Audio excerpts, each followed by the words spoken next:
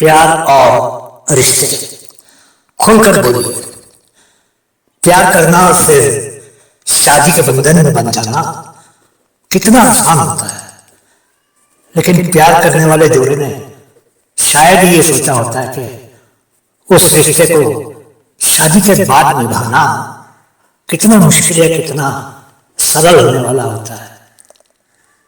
लोग ज्यादातर कहते हैं कि शादी के बाद नए पति पत्नी को अपने अपने अतीत के बारे में खुलकर बता देना चाहिए।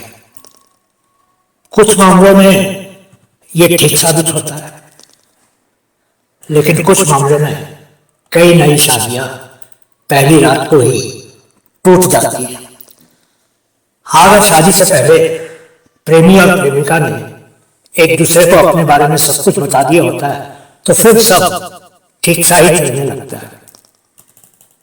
लेकिन हम अपनी बात को यहां से शुरू करते हैं जहां किसी इंसान को अपने रिश्ते में परेशानी महसूस हो रही होती है।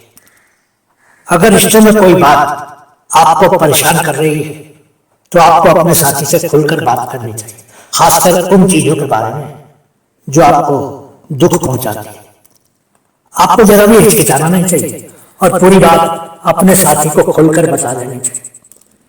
आप जब अपने मन की वो बात अपने साथी को खुलकर पूरी ईमानदारी से कह देते हैं तो भरोसा बढ़ता है और भरोसा ही अंतरंगता का निर्माण करता है।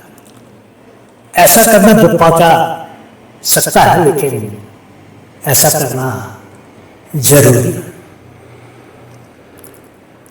कोई और आपके लिए आपके रिश्ते को ठीक नहीं कर सकता, ना ही किसी और को ऐसा करना चाहिए।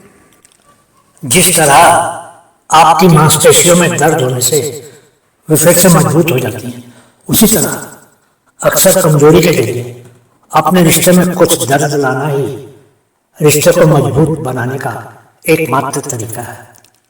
कोई रहस्य नहीं हो सकता, रहस्य आपको विभाजित करते हैं हमेशा।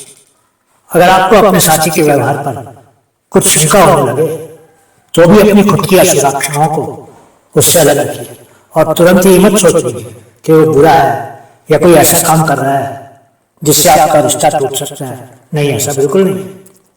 लेकिन अपने संदेह को दूर करने के लिए आपको बात की तह तक पहुंचना ही होगा और हो सकता है कि इसलिए आप दोनों के बीच टकराव भी हो जाए। लेकिन ज्यादातर रिश्तों में होने वाली लड़ाइयों में एक व्यक्ति को लगता है कि वो तो पूरी तरह से सामान्य है, लेकिन दूसरा सोचने लगता है कि उसके सही के दिमाग में कोई गड़बड़ है जो बात को समझ नहीं रहा। वास्तव में दोनों के बीच जो दूरी पैदा होती है उसका कारण बातचीत की कमी है। रिश्ते में अगर कोई अवस्था ऐसी आ जाती है जब झगड़ा बढ़ने लगता है तो यह पहचानना बहुत मुश्किल हो जाता है कि कौन तर्कहीन है और असुरक्षित है और कौन सही बोल रहा है और सिर्फ खुद को सही साबित करने के लिए वाद विवाद या झगड़ा कर रहा है। बात चाहे जो भी हो, किसी भी रिश्ते में अगर विवाद की अवस्था आ जाती है तो सिर्फ धैर्य से ही काम लेना पड़ता है, क्योंकि गर्मा गर्मी में या क्रोध में अक्सर पति पत्नी में से कोई एक भावना के आवेश में कोई ऐसा गलत निर्णय ले लेता है जिसके कारण बाद में दोनों को ही जीवन भर पछताना पड़ता है। आपको जो भी बात आपके मन में है पूरी ईमानदारी से अपने साथी को बता देनी चाहिए और खुद पर और उस पर भरोसा रखना चाहिए। एक दूसरे पर विश्वास करना जरूरी होता है, लेकिन अगर दोनों में से कोई एक किसी विश्वास के पीछे छिप कर कोई गलत काम कर रहा होता है तो ऐसी स्थिति में दूसरे के मन में बहुत गहरी चोट पहुंचती है। उदाहरण के तौर पर अगर पत्नी को मालूम चलता है कि उसके पति का उसके दफ्तर में या बाहर कहीं किसी और लड़की या औरत के साथ संबंध विकसित हो रहा है तो सीधे सीधे उसके सामने डटकर खड़े हो जाने की बजाय आराम से बैठकर सोचना चाहिए कि क्या कमी रह गई थी जिसके कारण पति दूसरी औरत की तरफ आकर्षित हो रहा है। ये भी तो हो सकता है कि पति को किसी और औरत के साथ 2-3 बार देख लेना महज सही हो गई हो और गलतफहमी में आप कोई विनाशकारी निर्णय ले लेते हैं। आपको मौका मिलते ही पति से इस बारे में बात करनी चाहिए और सब कुछ खुलकर पूछ लेना चाहिए। अगर तो आप पति की बातों को समझ जाते हैं तो ये मालूम चलता है कि पति का उस औरत से ऐसा कोई रिश्ता नहीं है, तो सब ठीक हो जाता है। लेकिन अगर पति झूठ बोलकर आपको बहलाने की कोशिश करता है और सच नहीं बताता है तो बात वास्तव में गंभीर हो जाती है। ऐसे में आपके पास सिर्फ दो ही विकल्प होते हैं, पति के उस औरत के संबंध को जानते हुए भी सहती रहे या फिर तुरंत निर्णय लेकर पति से अलग हो जाए। लेकिन दोनों ही अवस्था में बहुत हिम्मत और सही सोच की जरूरत होती है। विश्वास वास्तव में एक चीनी मिट्टी की प्लेट की तरह होता है। यदि प्लेट टूटकर गिर जाती है तो आप बहुत मेहनत करके इसको ग्लू इत्यादि लगाकर जोड़ लेते हैं। लेकिन अगर यही प्लेट एक बार फिर से टूट जाती तो इस बार उसके और अधिक टुकड़े हो जाते हैं और इस अवस्था में उस प्लेट को जोड़ना बहुत ही मुश्किल हो जाता है। अगर आप किसी तरह से उन टुकड़ों को जोड़ भी लेते हैं पर दुर्भाग्य से वो फिर से गिर जाते तो इस बार वो टूटकर न जाने कितने ही टुकड़ों में बिखर जाते और फिर उसको जोड़ना असंभव ही हो जाता है। कहने का तात्पर्य यह है कि अगर साथी एक बार रास्ता भटक जाता है तो उसको क्षमा मांगने के बाद माफ किया जा सकता है, पर अगर दूसरी बार रास्ता भटक जाता है तो उसको साथ लेकर चलना ज्यादा कठिन हो जाता है और माफ करना भी कठिन हो जाता है।